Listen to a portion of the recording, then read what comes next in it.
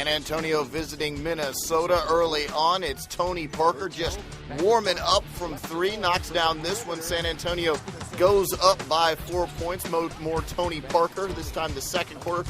Buries that three, cuts the Minnesota lead to 6 points, and then it's Al Jefferson. He started the season with 3 straight double-doubles, gets that to go on Tim Duncan. Duncan this time finding Parker for the little floater in the third quarter. San Antonio down by 6 at that point, and it's Mike Miller on the outside looking for 3. He had 25 for the Timberwolves and pushes their lead to 5 points in the third quarter. Now Tim Duncan on Al Jefferson. What a matchup this was. Duncan gets this one to go. He had 30 on the night.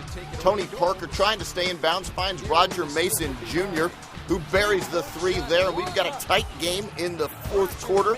Al Jefferson coming back from Minnesota gets this little lay-in to go, and the Timberwolves are up by 1. San Antonio trying to fight back. It's Tim Duncan with a little jump hook, ties the game, and it goes into overtime, and that's where we find, well, it's the Timberwolves once again. Mike Miller shooting, Mike Miller making San Antonio down a basket in the overtime, and Tony Parker trying to bring him back, gets the little driving layup. That makes it 110 to 108 Timberwolves. Tim Duncan keeping it tight for San Antonio, just inside in the lane. Easy shot for Duncan, and that puts the Spurs up by a bucket. Al Jefferson fighting back inside for Minnesota, ties it up late, and Tony Parker trying to keep this thing alive, drains the shot to send it to a second overtime. It's a thriller in Minnesota. Tony Parker in that second overtime, driving, and floating, gets the bucket to go, and the Spurs